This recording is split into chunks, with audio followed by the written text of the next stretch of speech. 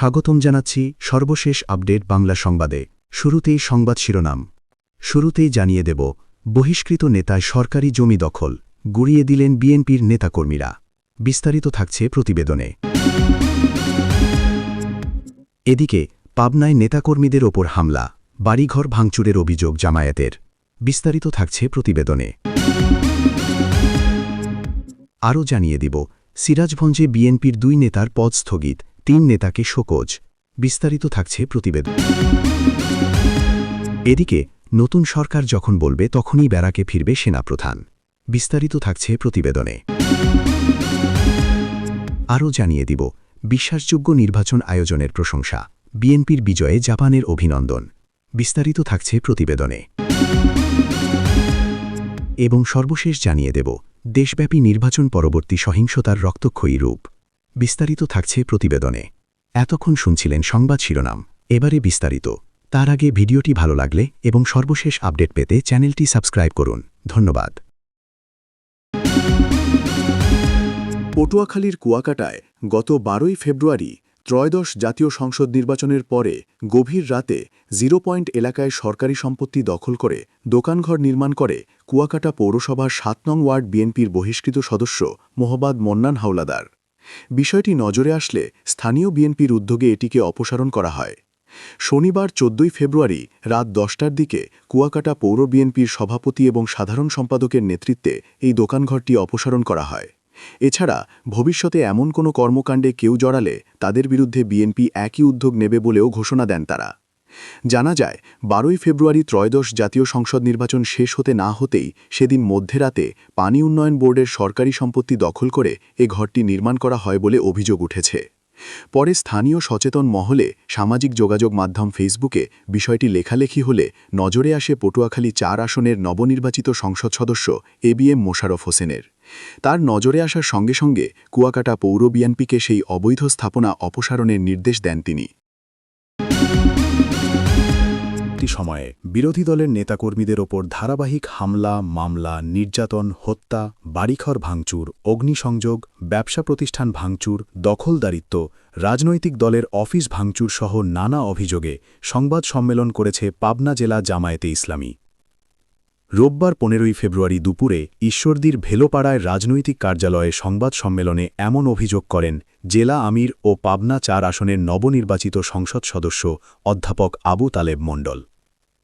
তিনি বলেন, বিএনপি ক্ষমতাসীনদের দ্বারা আমাদের মতোই মজলুম ছিল। 5 আগস্টের পর সেই মজলুম জালিম রূপে আবির্ভূত হয়েছে। বিএনপি ও তার অঙ্গ সংগঠনের কর্মীরা এক রাতে হাট, বাজার, ঘাট, টেম্পু, বাস, ট্রাক স্ট্যান্ড, অফিস, আদালত দখল করে চাঁদাবাজি, টেন্ডারবাজি সহ দেশের সব কিছু দখল, হত্যা, নির্যাতন, নারী নির্যাতন ও ধর্ষণে পুরনো বন্দোবস্তে ফিরে গেল। ত্রয়োদশ জাতীয় সংসদ নির্বাচনের তফসিল ঘোষণার পর থেকেই বিএনপি জনগণের ভোটাধিকার কেড়ে নেওয়ার পায়তারা করে। তারা নির্বাচনের পূর্বেই ভোটারদের হুমকি ধমকি, মারধর করে ভীতিকর পরিবেশ সৃষ্টি করে। এছাড়া দেশ ও জাতির শত্রু ছাত্র জনতার গণ অভ্যুত্থানের খুনি ও সন্ত্রাসীদের ফিরে এনে আশ্রয় দিয়ে মাঠে নামিয়ে এক ভয়ঙ্কর পরিবেশ তৈরি করে।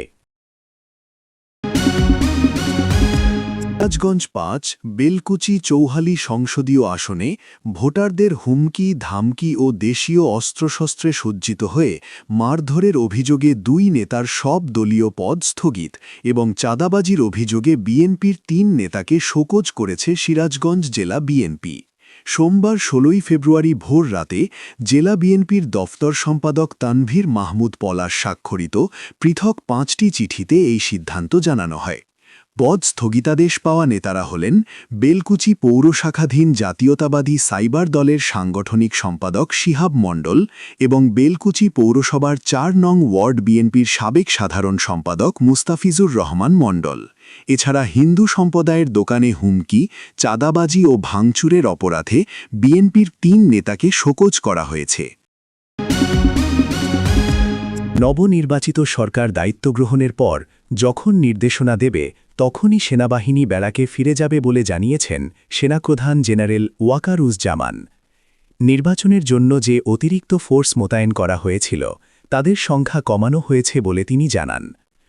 রোববার 15 ফেব্রুয়ারি সিএএস দরবারে সেনাবাহিনীর সব পদমর্যাদার সদস্যের উদ্দেশ্যে দেওয়া এক ভাষণে সেনাপ্রধান এসব কথা বলেন। এতে জাতিসংঘ শান্তিরক্ষা মিশনে নিয়োজিত সদস্যরাও ভার্চুয়ালি যুক্ত ছিলেন। অনুষ্ঠানে নির্বাচনী দায়িত্ব পালনের সময় সেনা সদস্যদের চমৎকার দায়িত্বশীলতা ও দক্ষতার জন্য কৃতজ্ঞতা প্রকাশ করেন সেনাপ্রধান। বিশ্বাসযোগ্যভাবে ত্রয়োদশ জাতীয় সংসদ নির্বাচন আয়োজনের জন্য বাংলাদেশের প্রশংসা করেছে জাপান। পাশাপাশি নির্বাচনে জয়লাভ করায় বাংলাদেশ জাতীয়তাবাদী দল বিএনপি ও দলটির চেয়ারম্যান তারেক রহমানকে অভিনন্দন জানিয়েছে দেশটি। ফলাফল প্রকাশের পরে ভোটকে কেন্দ্র করে সারা দেশে ব্যাপক হারে সহিংসতার ঘটনা ঘটছে। বেশিরভাগ ক্ষেত্রেই বিএনপির বিজয়ী প্রার্থীর সাথে জামায়াত কিংবা স্বতন্ত্র প্রার্থীর সমর্থকের সংঘর্ষ রক্তক্ষয়ী রূপ নিচ্ছে। প্রাণঘাতী সহিংসতায় এ পর্যন্ত ময়মনসিংহের হালুয়াঘাটের এক শিশুসহ মুন্সীগঞ্জ ও বাঘেরহাটের একজন করে মোট ৩ জনের হতাহতের খবর পাওয়া গিয়েছে। এ পর্যন্ত দেশব্যাপী আহতের সংখ্যা ১০২ জন। তথ্যসূত্র, নির্বাচন পরবর্তী সহিংসতায় শিশুসহ নিহত ২, আহত ১০২। যুগান্তর। নির্বাচন পরবর্তী সহিংসতায় বাঘেরহাট ২ আসনে কচুয়া উপজেলা বিএনপির বিদ্রোহী প্রার্থীর সমর্থক ওসমান সর্দার ২৯ নামে একজন সংঘর্ষে নিহত হয়েছেন। আজ শনিবার বেলা 11:30টার দিকে খুলনা মেডিকেল হাসপাতালে তার মৃত্যু হয়েছে।